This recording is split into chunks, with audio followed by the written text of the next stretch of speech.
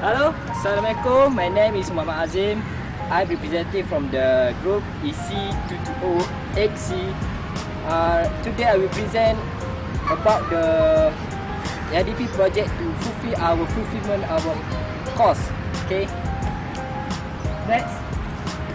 Hello, my name is Nur Amir Suryati. Hello, my name is Firdaus bin Aslan. Hi, my name is Nur Syafiqah Nurdin. Hi, my name is Samiruddin bin Ahmad. Retaining walls are usually used in slope stabilization. However, these retaining walls often collapse and fail. This figure shows example of failure in retaining wall. Failure of a retaining wall does not necessarily mean total collapse, but rather signs of impending instability and likelihood of collapse. The reason for the failures are the lack of proper reinforcement, improper drainage behind the wall, such as the lack of grip holes and clog holes, foundation footing problems, settlement or expansion of the soil, overloading of the wall, construction errors and other design errors. Therefore, that is why we are using green slope, because it is more natural, more reliable and long-lasting compared to conventional retaining walls. One of the methods of green slope is geotextile. For this presentation, we are focusing on three types of geotextile. Number one is gabion wall with sand filter. Number two is wire mesh soil reinforcement, and lastly, the anchor mat with I will explain function of geotextile. Every textile product applied under the soil is a geotextile. The products are used for reinforcement of streets, embankments, ponds, pipelines, and similar applications. Depending on the required function, they are used in open mesh versions such as woven or rally, wrapped knitted structure, or with a closed fabric surface such as non-woven. A gabion wall is retaining wall made of stone-filled gabions tied together with a wire. Gabion walls are usually bedded or stepped back with a slope rather than a step vertically. Gabions basket have some advantages over loose riprap because of their modularity and ability to be stacked in various shapes. They are also resistant to being washed away by moving water. Gabions also have advantages over more rigid structure because they can conform to subsidence, dissipate energy from flowing water and drain freely. Their strength and effectiveness may increase with time in some cases as silk and vegetation fill the interstitial voids and reinforce the structure. They are sometimes used to prevent falling stone from a cut or cliff, endangering traffic on a topway. Reinforcement. This is the synergistic improvement in the total system strength created by the introduction of a geotextile into a soil and developed primarily through the following three mechanisms.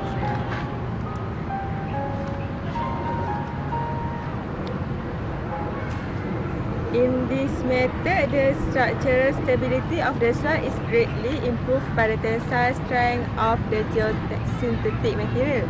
This concept is similar to that of reinforcing concrete with steel. Since concrete is weak in tension, reinforcing steel is used to strengthen it.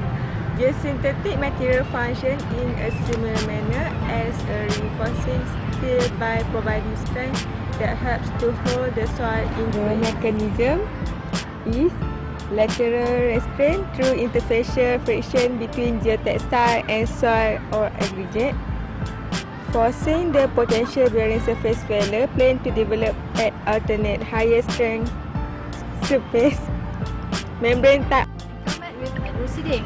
Anchor mat is a flexible three-dimensional mat for immediate and permanent erosion protection on the most varied slope types. Anchor mat creates an artificial root structure preventing soil eroding from steep slopes, riverbanks, landfill containments, and other vulnerable areas. Vegetation can take root and develop easily because anchor mats artificial root structure protecting the soil and germinating the seeds. Encampment will not degrade in soil, making it the right solution for protecting slopes permanently against erosion. Encampment functions as a protective reinforcing layer to the root system, increasing the hold of the plants to the ground below it. Therefore, the soil will not easily eroded. The features of the encampments are excellent bonding of individual filaments for increased strength, over 90% voids for soil holding capacity, high resistance to weathering and UV, So we and implement the green slope stabilization.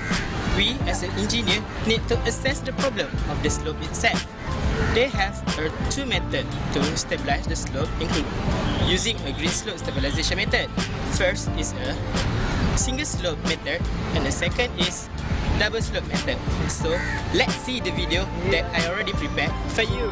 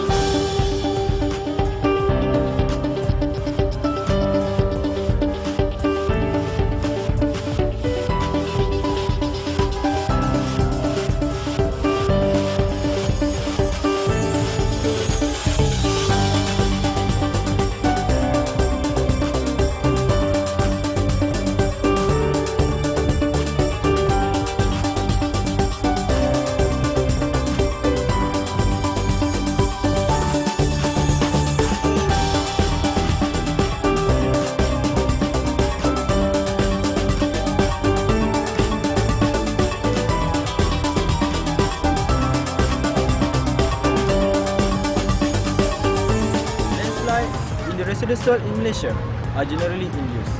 In the heavy rain, the soil becomes more saturated because of infiltration of the rainwater. The slope will become unstable and eventually fail. Therefore, to prevent the landslide, the slope stabilization must be applied. During the selection, the type of method of slope stabilization, comparison must be done based on advantages. Also, we will make comparison between the conventional method and also geotextile slope stabilization method. For the conventional method, its advantages. After 28 days, the actual strength of the structure can be reached, which it has a high strength. It has low deformability, good adhesion, and also capable for all geology types. While the disadvantages, it not eco-friendly due to emission of the carbon dioxide to the environment, give huge visual impact which does not have aesthetic value, low initial strength, high construction and material costs, and lastly, usually geotextile slope stabilization. Its advantages. The low thickness of geosynthetic as compared to their natural soil counterpart is an advantage insofar as lightweight on the subgrade, less airspace, use and avoidance of quarried sand, gravel and clay soil material. For the ease of geosynthetic installation is significant in comparison to thick soil layers such as sand, gravel or clays, requiring large moving equipment. And lastly, it saves more cost and invariably sustainability than other sessions. First, long-term performance of the particular from additive including antioxidant, ultraviolet, screeners and filters. The exposed lifetime of geosynthetic being polymeric is less than unexposed, as when they are suit of geotextile, geonets, geopipe and geocomposite is a challenging design for certain soil types or unusual saturation.